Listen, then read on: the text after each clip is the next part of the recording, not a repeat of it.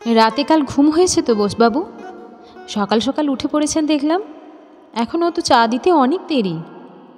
হাসপাতালের বেডে শুয়ে কি আর এই পোড়া চোখে ঘুম আসে দাদা? তবে কাল সারাদিন বুকের ব্যথাটা একটু কম ছিল, তাই রাতে সামান্য হলেও দু চোখ এক করতে পেরেছি। ঘরে তো বৌমা সকাল 7টার মধ্যেই চা এনে হাজির করে। যত বলি মা রে আমাকে একটু নড়াচড়া করতে দে, ছেলে তো সেই সকাল 8:30টার মধ্যেই বেরিয়ে যায়। তার মধ্যেই তাড়াহুড়ো করে বাজার সারে। আমি তো পাড়ার মোড় থেকে সহজেই কাঁচা সবজি আর রোজগারের মাছটা এনে দিতেই পারি, এতে আমারও একটু হাঁটাহাঁটি হয়। কিন্তু বৌমার কড়া বারণ, কিছু বললেই বলবে সারা জীবন অনেক বাজার করেছো বাবা, এখন তোমার বিশ্রামের সময়, একদম অবাধ্যপনা করবে না। চা খেয়ে চুপচাপ ব্যালকনিতে গিয়ে একটু বসো, পারলে তোমার নাতির সাথে একটু খেলাধুলো করো। আমি ঠিক 9টার মধ্যেই তোমার জন্য ছানা আর ফল কেটে আনছি। বুড়ি তো সেই কবেই ছেড়ে চলে গেছে। ভাগ্যগুণে বৌমা পেয়েছিলাম দাদা, একদম হাতের তেলের উপর রাখে। এক এক সময় বড্ড বিরক্তি লাগে যোগেনবাবুর। ভদ্রলোকের সাথে কোনো কথা বলতে গেলেই সাতকাহন করে ছেলে আর বৌমার কথা শুরু করেন। আরে এতই যদি বাপের প্রতি ভালোবাসা ওদের, তবে এই সরকারি হাসপাতালের বেডে ফেলে রেখেছে কেন? নিজের মুখেই তো সেদিন বলছিলেন ভদ্রলোক যে হার্টে নাকি মারাত্মক ব্লকেজ ধরা পড়েছে। তাই এখানে ফেলে না রেখে বাপকে নিয়ে চেন্নাই গেলে তো পারে। তার নিজের নয় তেমন সামর্থ্য নেই বড় নার্সিংহোমে থেকে নিজের চিকিৎসা করানোর। ছেলেটা আজও একটা চাকরি জোটাতে পারেনি। টিউশন পড়িয়ে আর কতই বা আয় করে, তার উপর ওর নিজেরও সংসার আছে। তবে তার নিজের ছেলে বৌমাও যথেষ্ট দায়িত্ববান। বুড়ো বাপ মাকে কখনোই হেলা ছেদ্দা করে না। তাই বলে এত দেখলাপনা কেন বাপু? দিন রাত শুধু ছেলে আর বৌমা। এই তো গত পরশুর কথা, তার আগের দিনই অ্যাডমিট হয়েছিলেন যোগেনবাবু। প্রোস্টেটে সামান্য সমস্যা ছিল, ইউরিন পাস হচ্ছিল না ঠিকঠাক। ভর্তি হয়েই পাশের বেডে এই ভদ্রলোককে দেখেছিলেন। ধীরে ধীরে আলাপ পরিচয় হয়েছিল।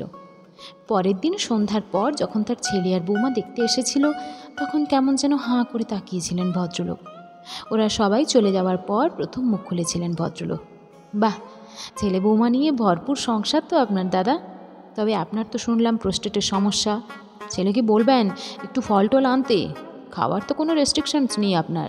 কেমন কি না, একটু ঘি দুধ না খেলে শরীর টিকবে বলুন? এই দেখুন না, আমার তো হার্টের এত সমস্যা, এটা খেও না ওটা খেও না, হাজারটা বাত বিচার, তবুও কি আর ওরা রেহাই দেয়? ব্যাটার আমার কড়া হুকুম, বাবার যেন কোনো অযত্ন না হয়। বৌমাও অক্ষরে অক্ষরে সব পালন করছে। তারপর থেকে প্রায় রোজই ওনার মুখে ছেলে বৌমার প্রশংসা। দুদিন পর নিতান্ত বিরক্ত হয়েই যোগেনবাবু একদিন কথাটা পেড়েছিলেন। আচ্ছা বোসবাবু, আমারও এখানে আসার প্রায় দিন চারেক হয়ে গেল, কোনো দিন তো দেখলাম না আপনার ছেলে বৌমাকে। যদিও আপনার এখন তেমন কোনো সমস্যা নেই, কিন্তু একবার তো আসা উচিত ছিল ওদের। যোগেনবাবুর মুখের কথা কেড়ে নিয়েই মুখ খুলেছিলেন বোসবাবু। আর বলেন কেন দাদা, ছেলের ফিরতে ফিরতে তো রাত প্রায় 9টা বাজে রোজ। আর নতুন চাকরি বলে তেমন ছুটি ছাটাও পায় না। বৌমা তো রোজই আসার জন্য জোরাজুরি করছে। কিন্তু নাতিটা আমার বড্ড দুরন্ত, ওকে একা রেখেও আসা যায় না। আবার এতটা পথ ওকে সামলে বৌমার পক্ষে আসা খুবই মুশকিল। আমি বারবার করে বারণ করেছি যে তোদের বাবা ঠিক আছে, এত সহজে তোদের ছেড়ে যাবে না। তবুও বৌমা কি শোনে? এই তো বলেছে পরশু অবশ্যই আসার চেষ্টা করবে। হাজারবার বারণ করলাম, কিন্তু শুনলে তো? যোগেনবাবু এখন প্রায় সুস্থের পথে। পিএসএ রিপোর্ট অনেকটাই ভালোর দিকে, হয়তো আর দিন কয়েকের মধ্যেই ছেড়ে দেবে। কিন্তু বোসবাবুর সেদিন সকালে হঠাৎ একটু বাড়াবাড়ি হয়েছিল।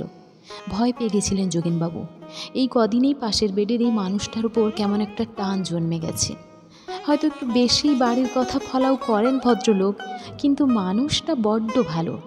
ওই দিনই সন্ধে নাগাদ একটি কম বয়সী বউ বোসবাবুকে দেখতে এসেছিল, এক গাদা ফল আর একটা হরলিক্স নিয়ে। কেমন যেন আড়ষ্ট হয়ে বসেছিল বউটা, কিন্তু বোসবাবুর মুখে চোখে সে কি উল্লাস! এত করে যে তোকে আসতে বারণ করি মা, দাদুভাইকে কার কাছে রেখে এলি? ফেরবার সময় অসুবিধে হবে না তো? বাসে না ফিরে বরং একটা ক্যাব বুক করে নিস। কথা যেন থামছিল না ভদ্রলোকে। তারপর যোগেনবাবুর দিকে ফিরে মুখ খুলেছিলেন।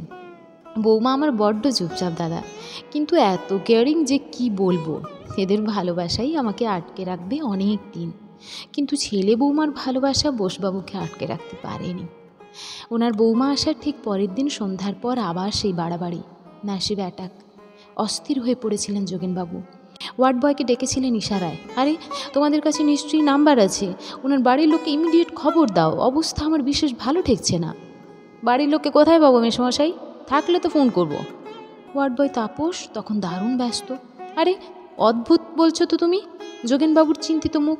এই তো গতকাল সন্ধে নাগাদ ওনার বৌমা দেখা করতে এসেছিল, আর তুমি বলছো বাড়ির লোক কেউ নেই? চটপট খবর দাও ওনাদের। এগিয়ে এলো তাপস। ওটা আপনার বোঝার ভুল মেসমশাই। অবশ্য আপনাকে ভুল বোঝানোর জন্যই অভিনয়টা সাজানো হয়েছিল। আপনি যাকে দেখেছেন ওটা আমার বউ। আসলে কি জানেন, আপনি প্রায়ই ওনার কাছ থেকে জানতে চাইতেন যে ওনার ঘরের লোক আসছে না কেন। তাই সেদিন বলতে গেলে নিতান্তই নাচার হয়ে উনি আমাকে ডেকেছিলেন। আর তো কিছুতেই মান থাকছে না ভাই তাপস। এই যাত্রা কোনো মতে উতরে দাও আমাকে।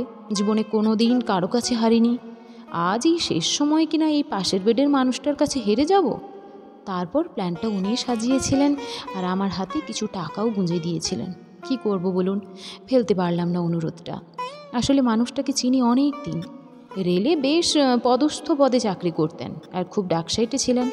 জীবনে কারো তোয়াক্কা করেননি, কিন্তু ওনার এই মেজাজি ওনার কাল হলো। স্ত্রী গত হবার পর আর কেউই দেখল না। ছেলে আর বৌমা খোঁজই রাখেন না ওনার।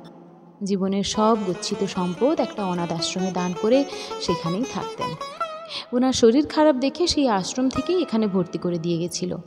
আমাকে এত করে অনুরোধ করলেন যে ফেলতে পারলাম না। নিজের স্ত্রীকে ওনার বৌমা সাজিয়ে মুখ রক্ষা করতে পাঠিয়েছিলাম। ডাক্তাররা অনেক চেষ্টা করেছিলেন, কিন্তু রাখতে পারলেন না বোসবাবুকে। সবুজ একটা পর্দা দিয়ে বেডের চারপাশটা ঢেকে দেওয়া হলো। পাশের বেডটার দিকে হাঁ করে তাকিয়েছিল যোগেনবাবু। সেখানে তখন একটা চরম শূন্যতা খেলা করে বেড়াচ্ছে।